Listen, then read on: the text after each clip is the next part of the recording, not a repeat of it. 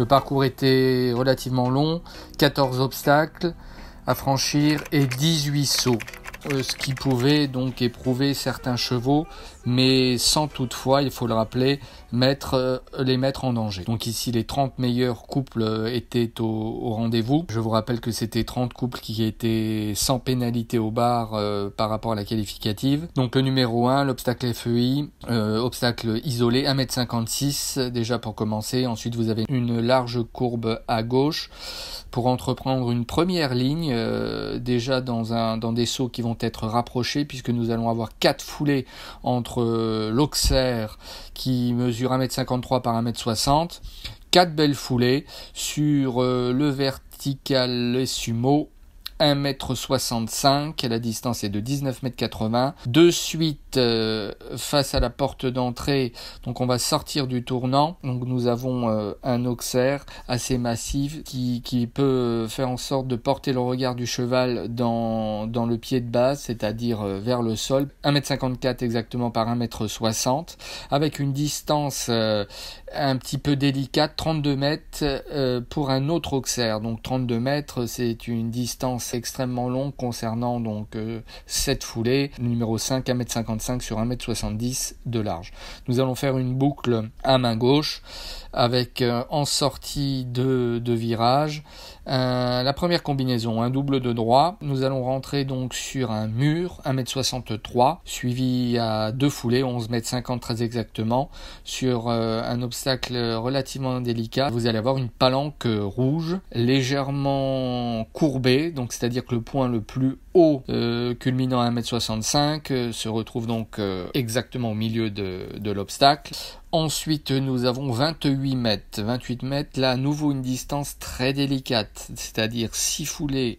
Ensuite, une fois que cet Auxerre numéro 7 va être franchi, 1,55 m par 1,65 m, vous avez 31 mètres exactement pour aborder la deuxième combinaison, le triple. Et là, vous avez le triple, une foulée, 8,20 m, 8,10 m, Auxerre vertical, Auxerre.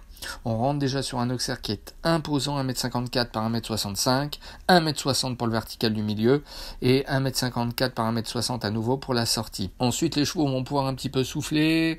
On va permettre également aux cavaliers de reprendre un petit peu du rythme, de reprendre du galop, de laisser passer avant de préparer soigneusement donc la rivière avec une distance de 24 mètres pour le vertical numéro 10, 1,65 m pour ce vertical assez léger dans sa construction, seulement 2 barres, une barrière. Obstacle numéro 10 franchi, on va avoir nouveau une large courbe à main gauche pour aborder la troisième combinaison Spa-Auxerre. 7,90 m, triple barre 1,55 m de haut par 1,90 m de large, 1,54 m pour l'Auxerre sur 160 de largeur.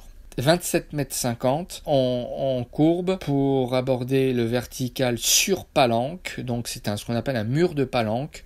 1,65 m de haut, la palanque est très fragile, avec un visuel et un dessin qui peut parfois inquiéter les chevaux. 12-13 vertical Auxerre, donc on est sur une ligne à 25,60 m. La difficulté, c'est que vous êtes sur l'Auxerre numéro 13, le plus large du parcours et le plus haut, 1,55 m par 1,75 m de large, 3 barres seulement.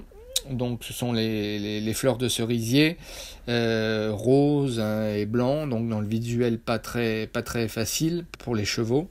Cet Auxerre franchi, on va aborder l'ultime obstacle du parcours à main droite. Le logo, le mascotte 2020 de Tokyo, vertical, placé un petit peu dans l'angle, sortie de virage, 1,66 m de haut. Voilà concernant les données techniques du parcours, dans l'ensemble, c'était une finale extraordinaire. On a pu véritablement voir du sport olympique et les meilleurs ont pu, tirer leur épingle du jeu.